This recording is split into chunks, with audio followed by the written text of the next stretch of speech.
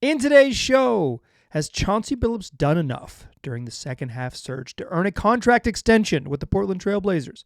Welcome to Locked On Blazers. Let's get into it.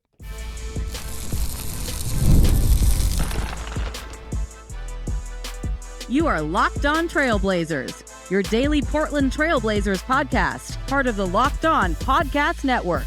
Your team every day. What's up, world? It's your past first point guard and Trailblazers reporter, Mike Richmond. You are listening to another episode of Locked On Blazers, part of the Locked On Podcast Network, available wherever you get podcasts and also on YouTube. Thanks for making this show your first listen, coming at you each and every weekday, Monday through Friday. So make it a part of your daily routine. Make it your first listen. Tell your friends to do the same. It's Locked On Blazers, your team every day. In today's program, we are going to attempt to answer a pretty simple question.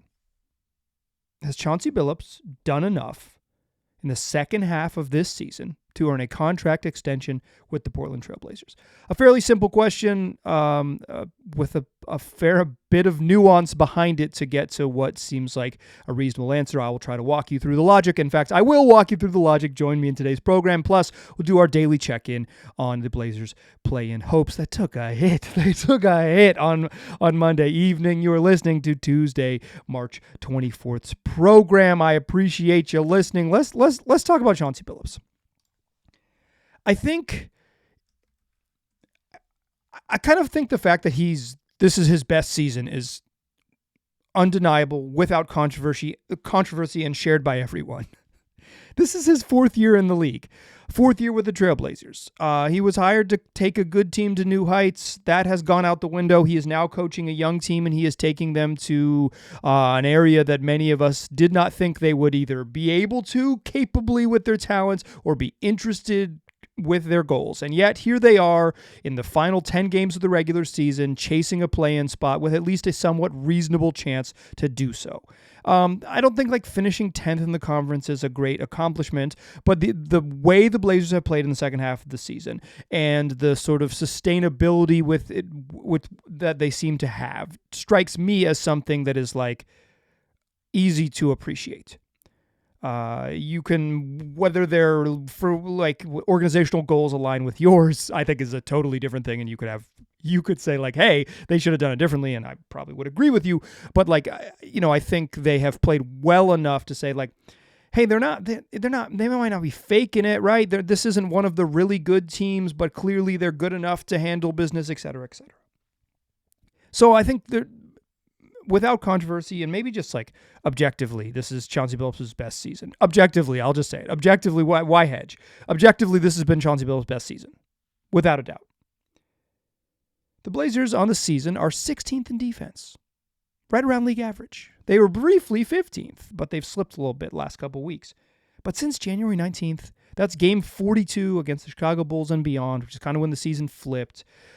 It's when they got humming and kept humming. They are number 2 in the league on defense, according to Clean the Glass, with the 6th best net rating. They have been playing like a playoff team for 2 months. They're 19-12 over the last 31 games, heading into the final 10 games of the regular season. That's just the mark of a good team. It has come against a softer part of the schedule. It has come against favorable matchups against good teams who are missing players here and there. But it is a long enough stretch of sustained being darn good that it's they're not faking it, right? They're not. You can maybe quibble with some other details here and there, but I think they've played like a playoff level team. Maybe not a high level playoff team, but like a playoff level team, a team that competes fairly comfortably for a real play-in spot, and not the bottom of the bottom in the play-in, but fights for 7, 8, 9 without making any changes to the roster next year. And when a team improves that much in season, there is no way you can avoid giving credit to the coach. I am someone on this show that has said a bunch players play. But it is, if you're going to discredit the coach when they struggle, when they do go 19-12, and they do spend a 30-game stretch with top 5 defense, number 2 in defense for over the past 31 games, the coach deserves credit for that success. I don't think you can deny that. One thing I want to mention here is that during the beginning of the Blazers kind of turning things around, I was fairly critical of Billups specifically. I should actually, maybe I'll put more cards on the table real quick. If you're not a regular listener to the program, you should be. We do it every day, and I like to think I do a good job. But I was in favor of the Blazers moving on from Chauncey Billups last year. I think they should have fired him in April of 2024. They should never have coached this season. They should have given him a handshake, thanks for your 3 years, and just moved on. They chose not to. They brought him back on the final guaranteed year of his deal. He has a team option for next season. That's a big part of what we're going to talk about in today's show. And I mentioned, that. So I was like very clearly, openly, earnestly in favor of the Blazers, just saying like they should move on from Chauncey Billups. It's time.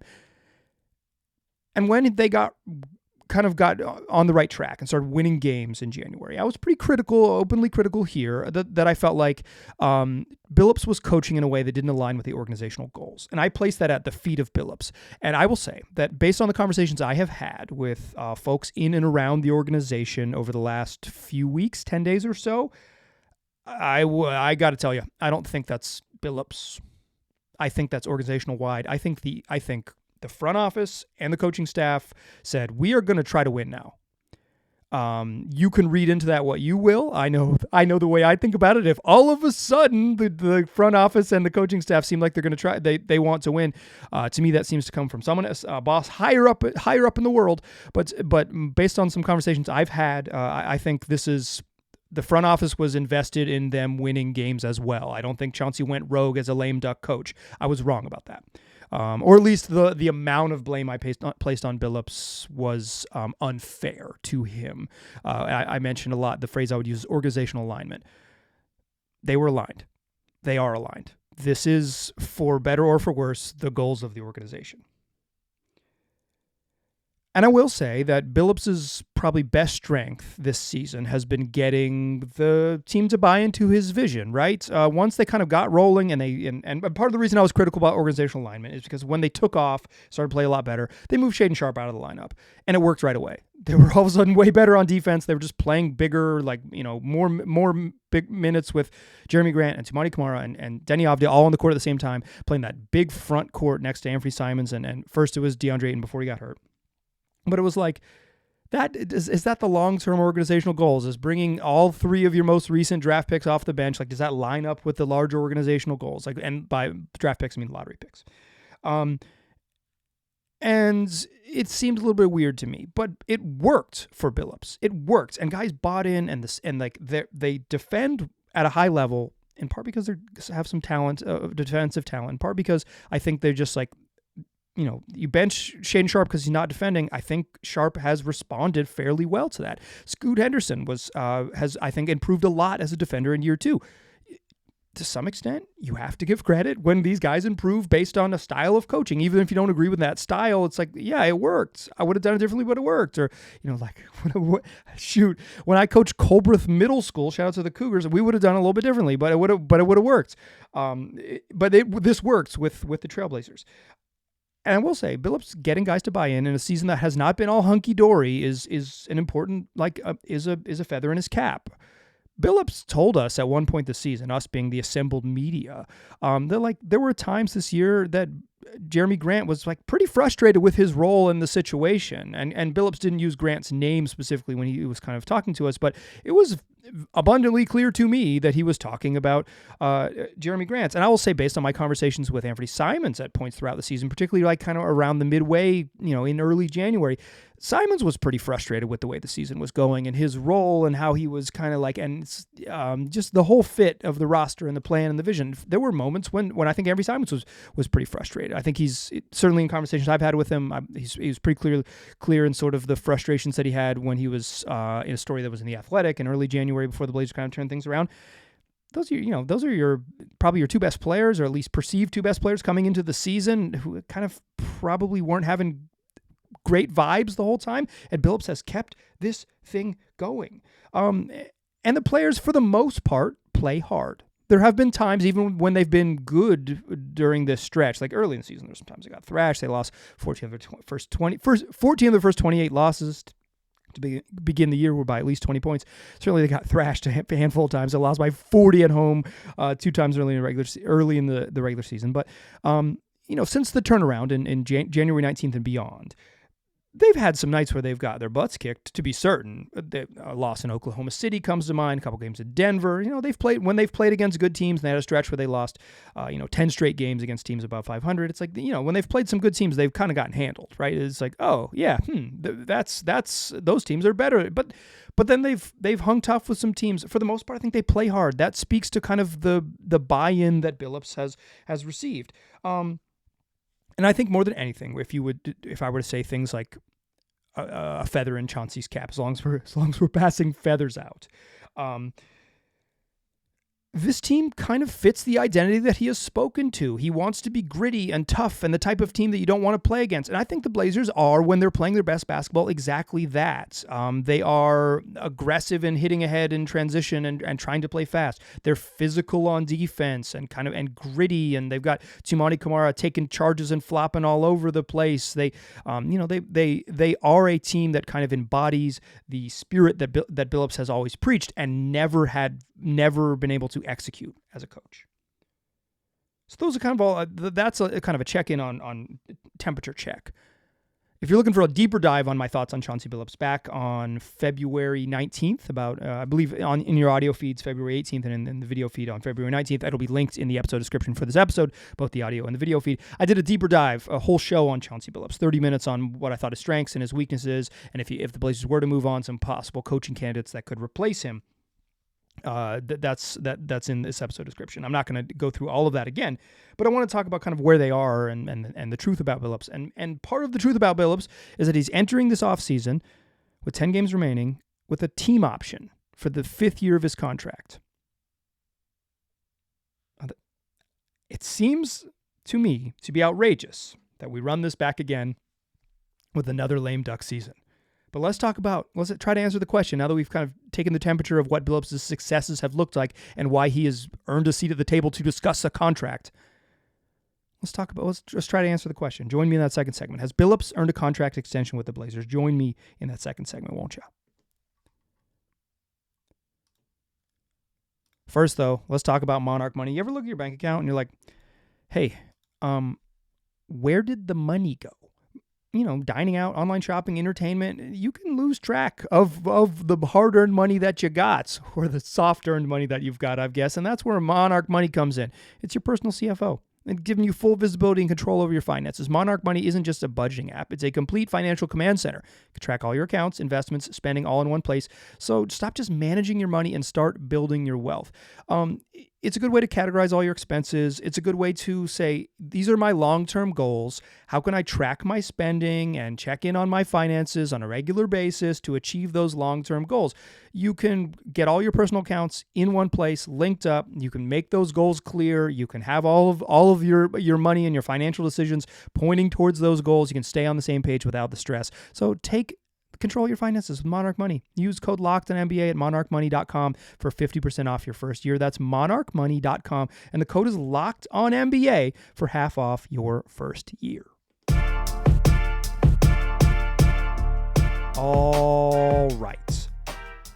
So part of giving Billups credit is kind of doling out who gets credit. And I think that's a challenge here. I think that's from where I sit, it is hard to know exactly how to solve for that equation perfectly. I don't think I can sit here and give you the perfect math for how it all works, but I can give you my opinion on how I would set up the equation, because the Blazers are better, particularly on defense. They're improved on offense for sure over where they've been, but they're still not a very particularly good offensive team. And I think for the most part, one of the reasons that their offense is bad is because they don't have enough good offensive players and the plan is a little bit vanilla. But you flip that around, hey, here's why you struggle. It's also why you succeed, because there's different elements here. First is the roster. The most important thing, in my opinion, on an NBA team is talent. That's where it starts. Do you have good enough players? The roster is the most important thing. It's always been the most important thing for every team. You can, for me, coaching is something like a third of the equation, and the roster is the other 2/3. But if you lose that third of coaching every night, you're in trouble, right? So it's not like coaching doesn't matter. I just think the roster matters more. So I think roster matters. I think scheme matters. Are you running a scheme that makes sense? And do you have buy-in to the scheme? Good players, good plan, appreciation of the good plan. Do they execute the plan? Blazers roster is definitely better defensively.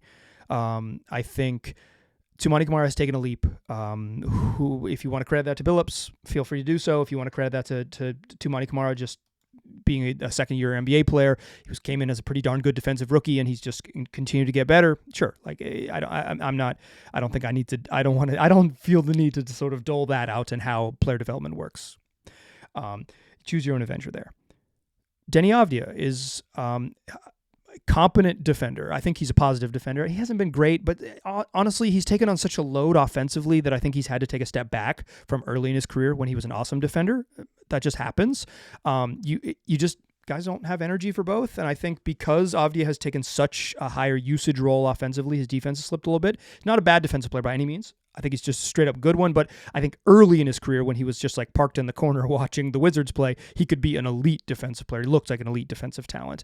And it's like positive defender who's a much better offensive engine. Give me that. That's a better basketball player probably, in terms, particularly for what the Blazers need right now. But Denny helps because Denny's a good defensive player. Putting Jeremy Grant in there, you're just bigger. They're playing less small, stupid lineups. I think their center depth has helped a lot too because Ayton, while he struggled to begin the season, when they got rolling, was a big part of their being good defensively. Donovan Clingan, for all of his troubles, can be part of a positive defensive lineups. Rob Williams, he didn't play very much this year, but has been part of positive defensive impact. I even think Duop Reith, who's played at the end of the season, has continued to kind of prop up the Blazers defense with probably the best defensive stretch I've ever seen from Duop Reith in his season and a half in the league. Season and 7/8 in the league. I think roster matters a little bit, less small guard stuff. It matters. They just got bigger. Being bigger and more athletic, that matters. I also think the scheme improved. I think they stopped playing so much zone. And I asked Chauncey Billups specifically about what he would point to about the defensive improvement. And he mentioned a film session early in the year when he showed his team how he didn't remember exactly the opponent, but he showed some clips of a team pressuring their ball handlers. He said, look how much it takes us out of what we want to do. Look how much we can't get into our spots, can't get into our rhythm. Look how much like defensive pressure takes away who we want to be. And he said, we need to do that, but it can't just be Tumani Kamara. It can't be Tumani Kamara at 95 feet or 94 feet, like pressuring the whole time. And then when we get back into the half court, we're not helping him or he gets beat and we're not alert. So part of it was they dialed the pressure back. They just said, Tumani, you're not going to pressure at 94 feet all the time. You pick up at 3/4 court, pick up at half court, pick up at, high pickup points in the half court, but like a little less pressure. They stopped playing zone so much, and they got everyone to buy into it can't just be Tumani and then you cover behind him. You have to take on the same level of responsibility that he does. And I think, while Tumani, that point of the attack kind of helps set the tone, and you have Jeremy Grant and Denny Avdia who continue to set the tone as plus defenders on the wings, you got the buy-in from Anthony Simons, who I think has played. He's not good on defense, but he has played hard on defense. Scoot Henderson improved a ton this year as a defensive player, and Shaedon Sharpe, who kind of lost his spot because of defense, came back and got back into the lineup and has played better there. Very, very, very small sample size, but Matisse Thybulle clearly helps on defense as well. The scheme changed a little bit, a lot less zone, dialing back the pressure, being smarter about when you applied that pressure and where. And what they want to do is say, we're going to play it in the half court. We're not going to be a team that presses full court and gets beat because of over pressuring. We're going to dial it back a little bit. And the guys bought in. All of that helps. So who gets credit? Billups deserves credit for this. He deserves credit. I don't feel the need to say 100%, 60%, 80%, but without a doubt, he's deserves credit for this. Such that he has earned the right to sit down at the table with the Blazers and talk about a contract extension. To me, it would be insulting to pick up his coach option, his team option for next season, and run it back as a lame duck coach for year 2. With the progress he's made this season as a coach, with the progress he's shown on the floor and success they've had on the floor, they look like a playoff caliber team, or at least a team that could pretty easily compete for the playoffs, making no moves, minor moves in the offseason, right? They look like they're there because the defense looks real enough, and that front office has added some young players that you think are going to grow into improving, et cetera, et cetera. To me, if I'm Chauncey Billups, and I'm not, my name's Mike, if they offered me to pick up the team option and run it back for another lame duck season, I would politely decline. I would say thank you for the offer. I have no interest in that. It's insulting. It would be insulting. To me, it is an insult to say, hey, you did a really good job. We really like what you did. How about another 82 games of the same thing where you have a prove it year? He proved it. He proved it. He proved that he's a better coach than he had showed in his first 3 years. And if the Blazers think that, the way they can do that is they can freaking give him a contract extension. But I don't think they will. If I had to guess right now, and again, this is based on conversations that I've had with folks in and around the organization over the last 2 weeks. I'm not citing like sitting down with Joe Cronin, but I've spoken with people in and around the org. I don't think Billups is going to be back because I don't think the way that they have handled this year suggests that he will be back. Now, Mark Stein of the Stein Line reported that the Blazers are increasingly open to the idea of it, but that doesn't mean into it, right? That means that before it seemed like off the table, and now he's playing a lot better, and the whispers are, yeah, they might consider it, and that's what I think happens. I think Chauncey Billups has earned another job in the NBA, and it won't be with the Portland Trail Blazers. I think he's proven he can coach. And there were some reports last year that specifically Kevin Durant and the Phoenix Suns were interested in having him coach them. Well, I bet Mike Budenholzer gets fired pretty dang soon. And who knows if Kevin Durant's still going to be on the Suns. Sounds like he won't be, according to Brian Windhorst of ESPN. But there was interest there. Where does Kevin Durant land? What are other teams in the league that say like Billups has the respect of players and has shown that he can put together a good defense if you give him the right personnel? Are there other teams in the league? I think they will be. I think Billups has proven that he is a coach that will get another chance in the league. And if I had to guess, he has indeed earned another contract in the league, but it will not be with the Portland Trail Blazers. But I do think earnestly that he's earned the right for the Blazers to discuss, hey, would you like to sign a 3-year coaching deal? My guess is that will not happen. But again, that's mostly an educated guess as opposed to firm reporting. It is certainly an educated guess. Billups has had the best year of his career, and he's going to parlay that into a job. I just bet it'll be a job on another team. Okay, let's do our daily check-in on the Trailblazers and the play-in race because Billups has them winning games and chasing that 10th spot. Are they close or was Monday tough? Spoiler, Monday was tough for them. Let's talk about the final 10 games and what the Blazers need to get done to make their postseason dreams a reality. Join me in that third segment, won't you? Still a pass for his point guard. I'm still Mike Richmond. You're still listening to Locked On Blazers. Portland's got a dream. They want to finish 10th. They are, as I mentioned, aligned. Players want it, coaches want it, and I guess the front office wants it too. The problem is Anthony Davis came back for the Mavericks, and they beat the Brooklyn Nets pretty handily. AD didn't play that much, 26 minutes, didn't do that much, 12.6 boards, but they won. And with him back in the lineup, instead of looking like they could lose every game that they play, they're formidable. Anthony Davis is that good. He makes you formidable. They have a relatively easy schedule to close the year. Like the Mavs, if AD plays and stays healthy, they're gonna win. They're gonna win some games. They are. They're just gonna win some games. And the Suns won too. They beat the Milwaukee Bucks in Phoenix in a game that came down to the final seconds. Devin Booker hit a mid-range pull-up from the right wing, and then the Bucks ran into each other on the final play. Had Brook Lopez take a fall away, 19-footer from the baseline. Okay, unrelated, but The Bucks are such a nightmare fourth quarter team. I do not care for watching them when the games get close, and they're about to go to the playoffs where the games will likely be close. It doesn't make you feel very confident for the old cream and green there in Milwaukee. Yikes.